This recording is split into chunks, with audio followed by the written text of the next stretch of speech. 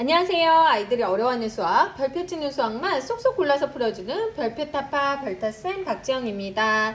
자, 오늘은요, 아이들 굉장히 어려워하는 뭐예요? 문장제 문제.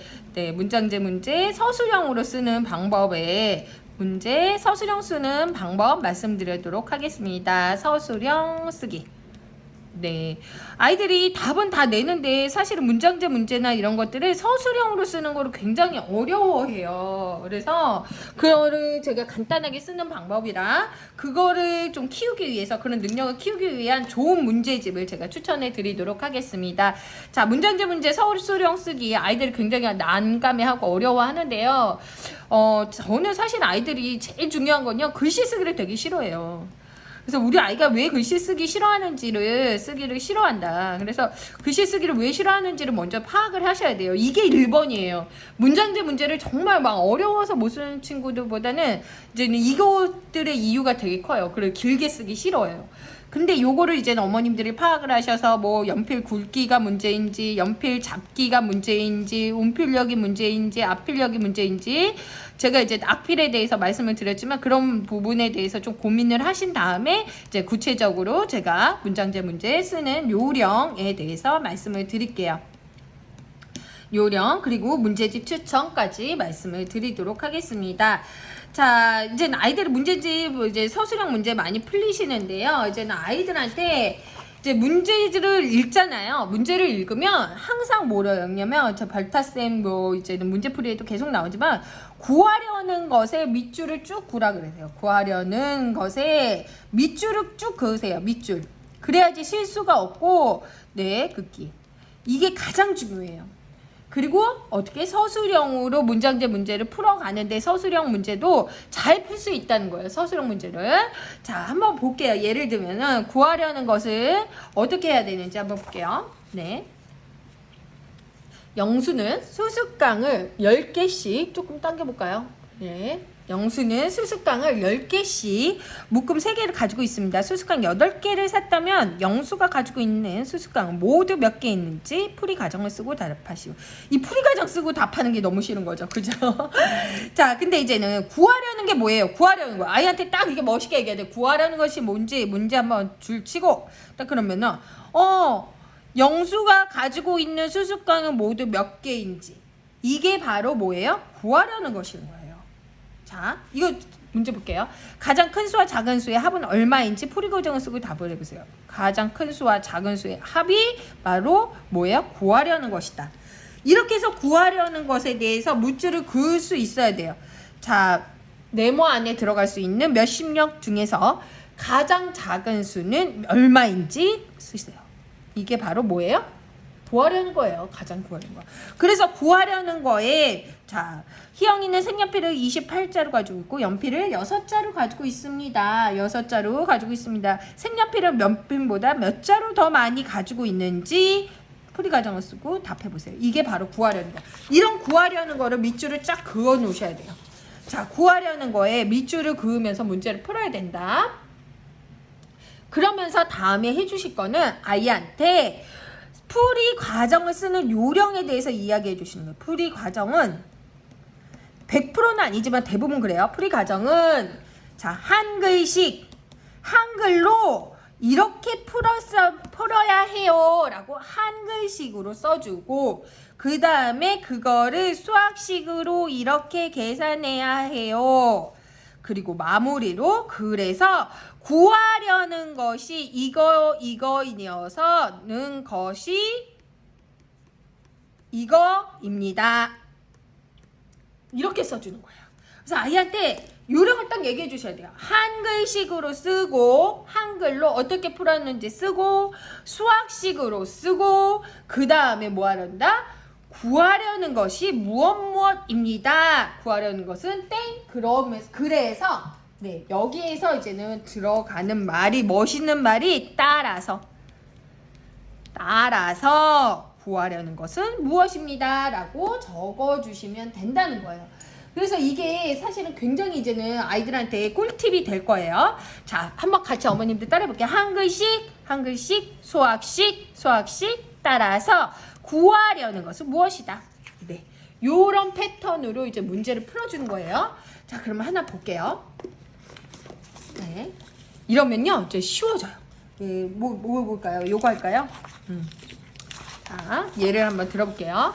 자, 가까이 당겨볼까요? 네. 여기 보이시죠? 자, 아까 구하려는 거 주쳤어요. 희영이는 색연필을 28자루 가지고 있고요.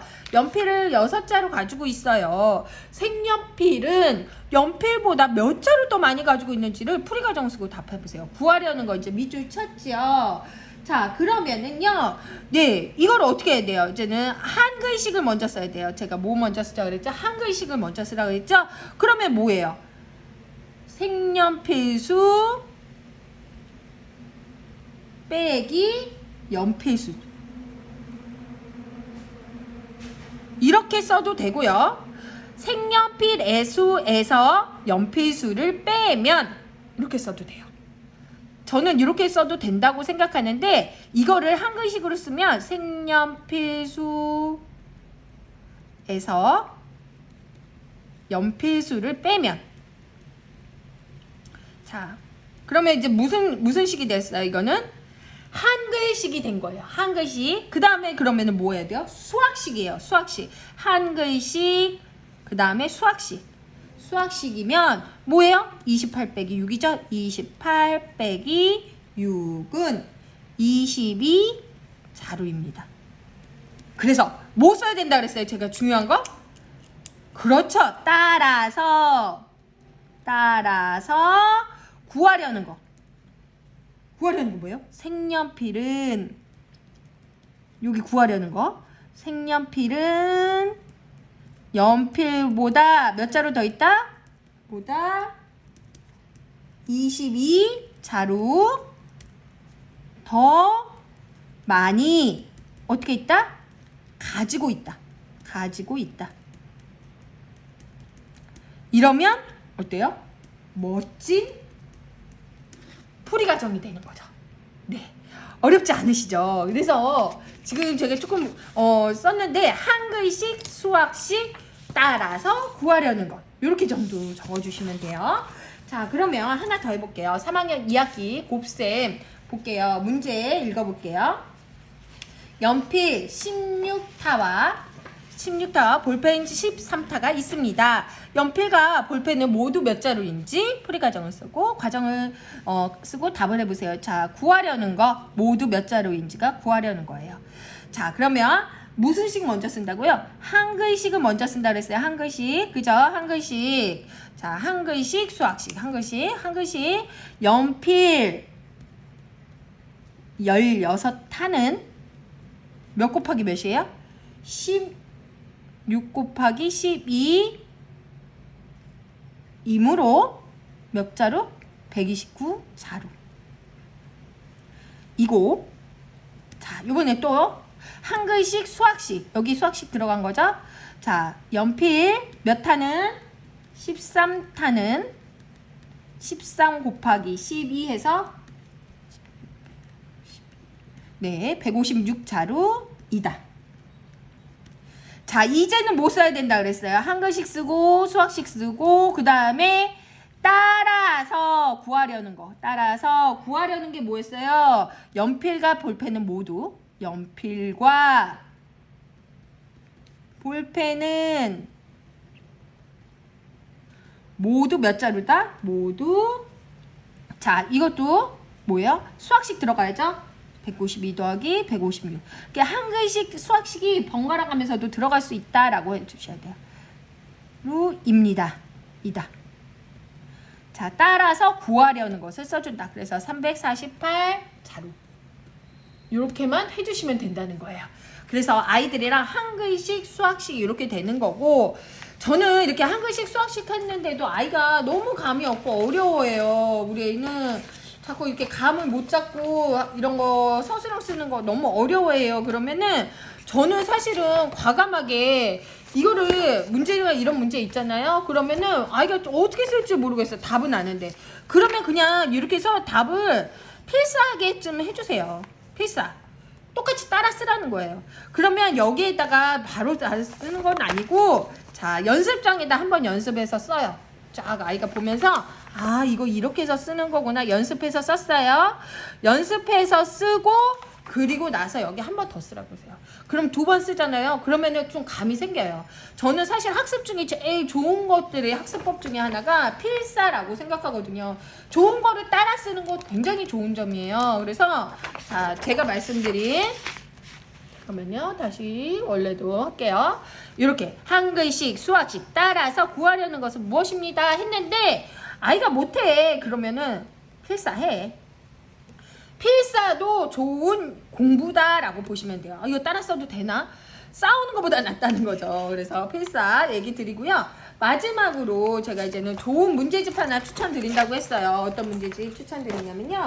저는 이제는 아이가 서술형은 뭐 풀이과정 쓰는 거 너무 어려워한다 그러면 문제 해결의 길잡이라는 책 추천드립니다.